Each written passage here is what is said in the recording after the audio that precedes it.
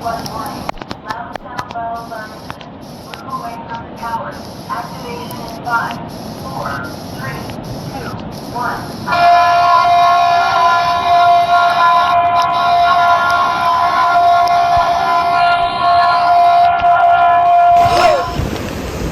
Oh my God!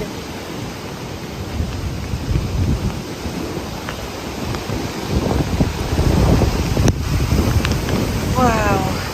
Yeah, that's pretty bad. I think that wave of water is confirmed.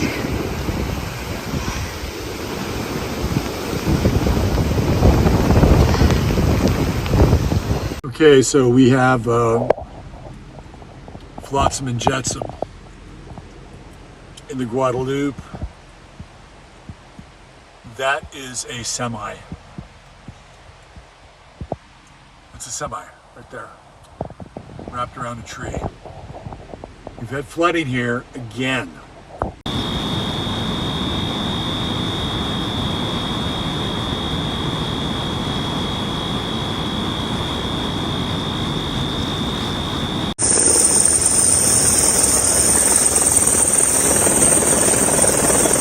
Red skid. Screaming.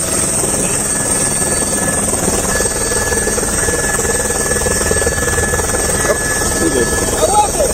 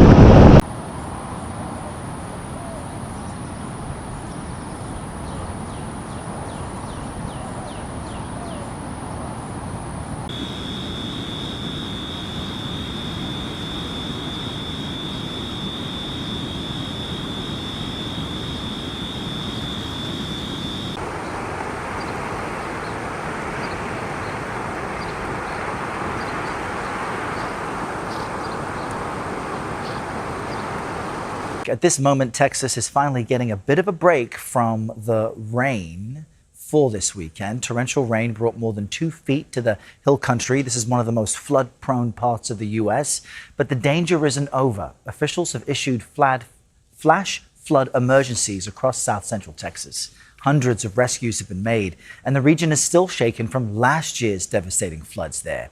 CBS News correspondent Jason Allen joins us live from Kerrville, Texas. Jason, you covered the crazy flooding there last year, the region being hit again now. What does this morning look like where you are?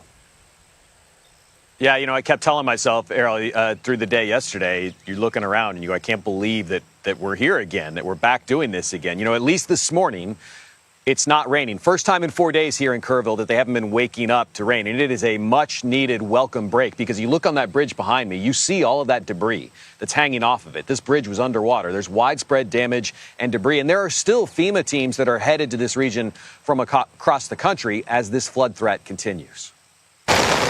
More than 2 feet of rain slammed the Texas Hill Country in just the past 4 days, causing deadly and dangerous floods. In Kerrville, rescue workers trudged through quickly rising water to rescue Robert Shelton and his family from their attic, the highest point they could climb to as they waited for help. Bam! The window broke open. Water was everywhere. Within a blink of an eye, it was already waist level. The water got all the way up to within a foot of the attic. I was scared the house was going to break apart. South of the Hill Country, a helicopter flight over Uvalde shows much of the city cut off by unrelenting floods. There have been more than 230 water rescues in the region, including a young child who was airlifted to safety yesterday. Earlier this week, a young girl, her family, and 2 dogs were also lifted high above the floodwater to be brought to dry land. Back along the Guadalupe River, flood alarms blared early yesterday as the water rapidly rose. In that video, you can see the cab of this truck, and that's all you could see above the water. And that is one of the alarms back there that was going off. Joe Swan co-founded River Sentry, which started building these flood alarms after last summer's deadly floods. A couple of the people came over, and they're like, the flood towers, they woke us up. They got us out of there. The force of the floodwater was strong enough to flip construction vehicles and RVs on their sides. We met Angie Navarez as she returned to her RV, parked on a bluff overlooking the river. Did it ever cross your mind that it was going to get as bad as it did? No. No, it didn't. I didn't think it was going to get like this.